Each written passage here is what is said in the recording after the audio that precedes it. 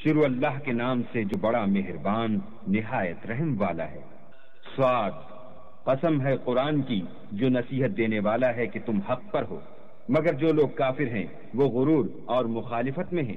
ہم نے ان سے پہلے بہت سی امتوں کو ہلاک کر دیا تو وہ عذاب کے وقت لگے فریاد کرنے اور وہ رہائی کا وقت نہیں تھا، اور انہوں نے تعجب کیا کہ ان کے پاس انہی میں سے ہدایت کرنے والا آیا، اور کافر کہنے لگے کہ یہ تو جادوگر ہے، جھوٹا، کیا اس نے اتنے معبودوں کی جگہ ایک ہی معبود بنا دیا؟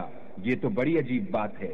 تو ان میں جو معزز تھے وہ چل کھڑے ہوئے اور بولے کہ چلو اور اپنے معبودوں کی پوجا پر قائم رہو، بے شک یہ ایسی بات ہے جس سے تم پر شرف و فضیلت مقصود ہے، یہ پچھلے مذہب میں ہم نے کبھی سنی ہی نہیں، یہ بالکل بنائی ہوئی بات ہے۔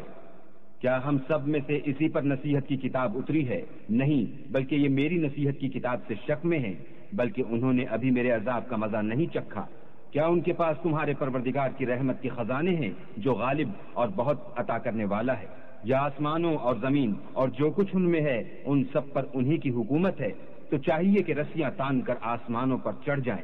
یہاں شکست کھائے ہوئے گروہوں میں سے یہ بھی ایک لشکر ہے۔ ان سے پہلے نوح کی قوم اور عاد اور میخوں والا فرعون اور اس کی قوم کے لوگ بھی جھٹلا چکے ہیں، اور سمود اور لوط کی قوم اور بن کے رہنے والے بھی یہی وہ گروہ ہیں۔ ان سب نے پیغمبروں کو جھٹلایا تو میرا عذاب ان پر واقع ہوا، اور یہ لوگ تو صرف ایک زور کی آواز کا جس میں شروع ہوئے پیچھے کچھ وقفہ نہیں ہوگا انتظار کرتے ہیں، اور کہتے ہیں کہ اے ہمارے پروردگار، ہم کو ہمارا حصہ حساب کے دن سے پہلے ہی دے دے۔ اے پیغمبر، یہ جو کچھ کہتے ہیں اس پر صبر کرو، اور ہمارے بندے داؤد کو یاد کرو جو صاحب قوت تھے اور بے شک وہ رجوع کرنے والے تھے۔ ہم نے پہاڑوں کو ان کے زیر فرمان کر دیا تھا کہ صبح شام ان کے ساتھ خدا پاک کا ذکر کرتے تھے، اور پرندوں کو بھی کہ جمع رہتے تھے سب ان کے فرما بردار تھے، اور ہم نے ان کی بادشاہی کو مستحکم کیا اور ان کو حکمت عطا فرمائی اور خصومت کی بات کا فیصلہ سکھایا۔ بھلا تمہارے پاس ان جھگڑنے والوں کی بھی خبر آئی ہے جب وہ دیوار پھاند کر اندر داخل ہوئے؟ جس وقت وہ داؤد کے پاس آئے تو وہ ان سے گھبرا گئے۔ انہوں نے کہا کہ خوف نہ کیجیے، ہم دونوں کا ایک مقدمہ ہے کہ ہم میں سے ایک نے دوسرے پر زیادتی کی ہے، تو آپ ہم میں انصاف سے فیصلہ کر دیجئے اور بے انصافی نہ کیجیے گا، اور ہم کو سیدھا رستہ دکھا دیجئے۔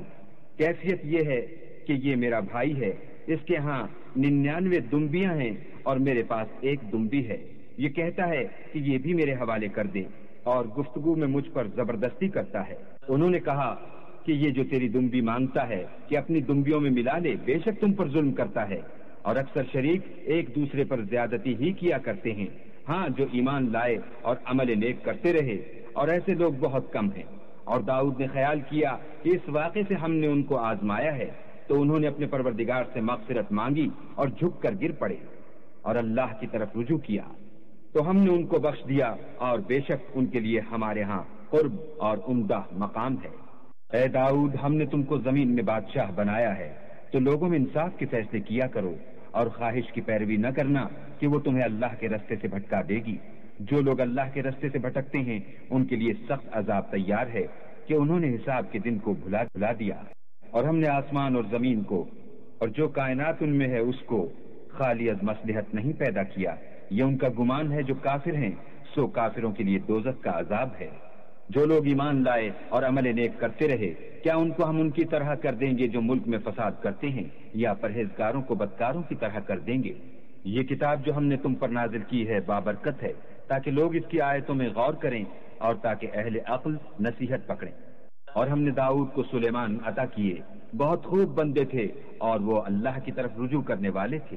جب ان کے سامنے شام کو خاصے کے گھوڑے پیش کیے گئے تو کہنے لگے کہ میں نے اپنے پروردگار کی یاد سے غافل ہو کر مال کی محبت اختیار کی، یہاں تک کہ آفتاب پردے میں چھپ گیا۔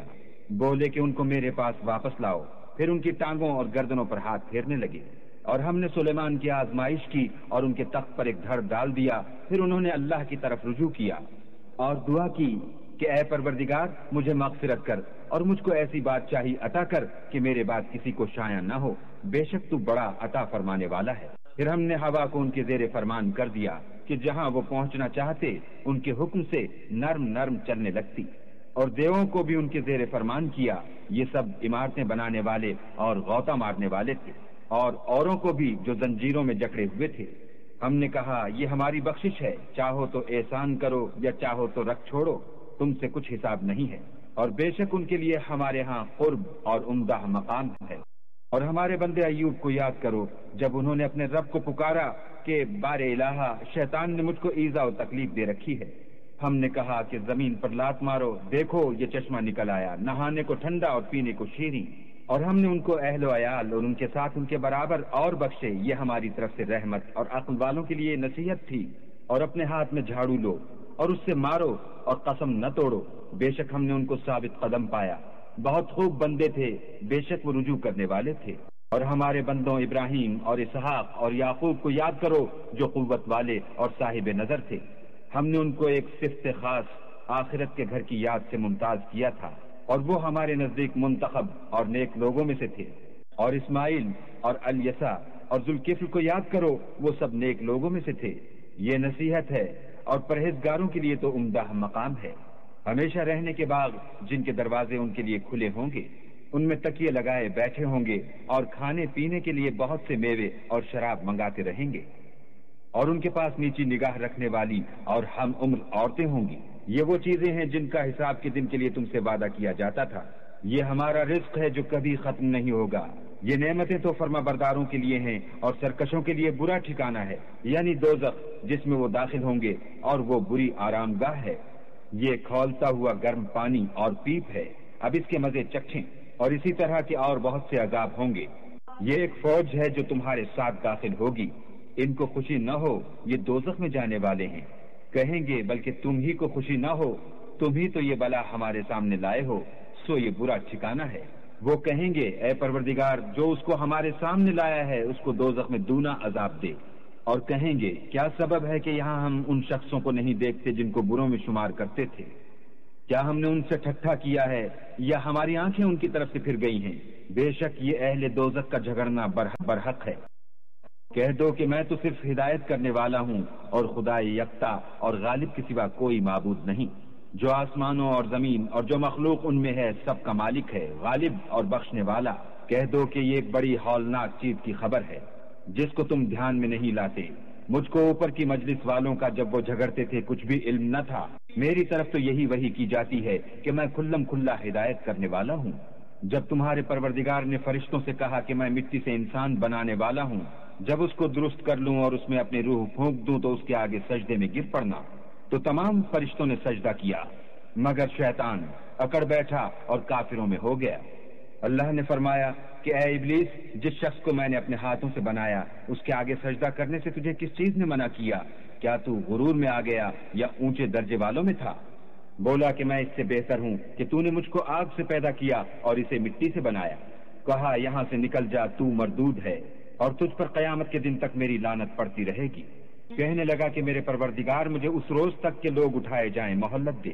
کہا تجھ کو مہلت دی جاتی ہے اس روز تک جس کا وقت مقرر ہے۔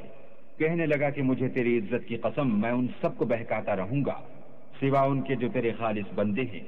کہا سچ ہے اور میں بھی سچ کہتا ہوں کہ میں تجھ سے اور جو ان میں سے تیری پیروی کریں گے سب سے جہنم کو بھر دوں گا۔